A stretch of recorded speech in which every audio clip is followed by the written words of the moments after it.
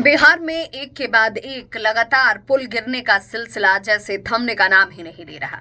अब आप कहेंगे कि पुल कोई ताश का ढेर तो नहीं है कि अचानक से हर रोज यूं गिरने लगे। तो सवाल तो बिल्कुल वाजिब है, लेकिन जो हो रहा है वो सवाल इसलिए गंभीर बना देता है क्योंकि बिहार में पुल और पुलियों की गुणवत्ता पर सवाल उठ रहे हैं, उसके रखरखाव पर सवाल उठ रहे हैं।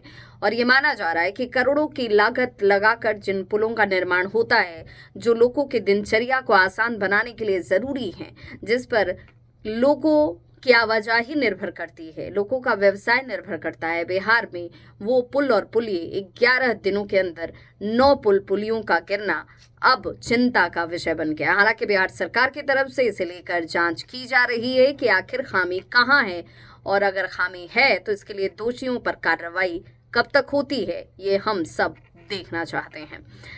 देखिए, देखते ही देखते बिहार में पुल गिरने का सिलसिला जैसे कतार में लग गया हो। 11 दिन 9 पुल का ध्वस्त हो जाना गंभीर विषय है, क्योंकि आज एक बार फिर से छपरा में 2 पुल गिर जाते हैं और सीवान में 1 पुल गिर जाता है। तारीख दर तारीख अगर आप समझेंगे तो पिछले 15 दिनों के अंदर 11 पुल गिर चुके हैं।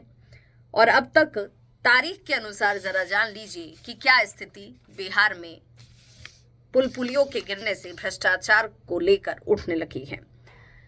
जिलावार आंकड़े अगर उस पर आप नजर डालेंगे तो 18 जून को अररिया के बकरा नदी पर निर्माणाधीन पुल जो है वो गिर जाता है। 22 जून को सीवान के दरौंदा के नहर पर बना हुआ पुल ध्वस्त हो जाता है। 23 जून को मोतिहारी के घोड़ा सहन में निर्माणाधीन पुल का एक हिस्सा गिरा और वो ध्वस्त हो गया। 22 जून, 23 जून और फिर 26 जून किशनगंज के मरिया नदी पर बना पुल धंस गया। 28 जून को मधुबनी में निर्माणाधीन पुल का गर्डर ही गिर जाता है, जिसपे 13 करोड़ की लागत आई थी। 30 जून को किशनगंज के पथरिया में बना हुआ पुल जो था वो ध्वस्त हो गया।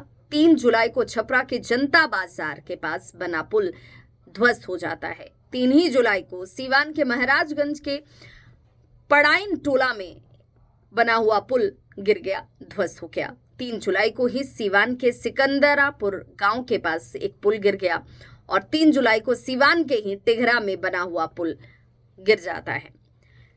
इन तारीख दर तारीख पुलों के गिरने के सिलसिले से आप समझ चुके होंगे कि सवाल क्यों गंभीर है। क्यों पुलों के ऊपर जब करोड़ रुपए खर्च होते हैं तो ये पुल आखिर खिलौने तो है नहीं कि इतनी जल्दी टूट जा रहे हैं, गिर जा रहे हैं, ध्वस्त हो जा रहे हैं और पानी का बहाव ही बर्दाश्त नहीं कर पा रहे। तो इन पुलों के औचित्य पर सवाल उठता है।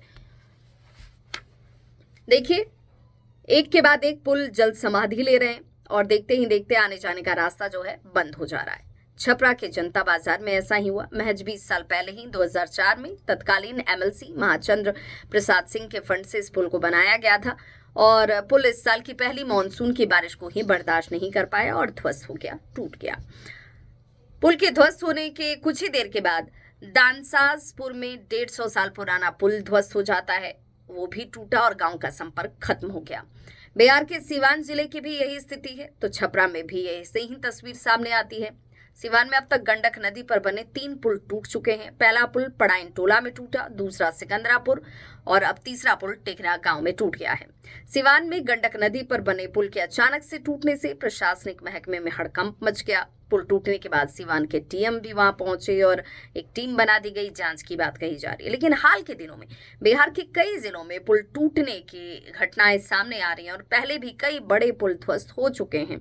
सवाल यही कि आखिर बार बार बिहार में ये पुल कैसे टूट रहे हैं? क्या पुल टूटने के पीछे कोई साजिश है या पुल भ्रष्टाचार की भेंट खुद समा जा रहे हैं? क्या है आपकी राय? बताइएगा जरूर।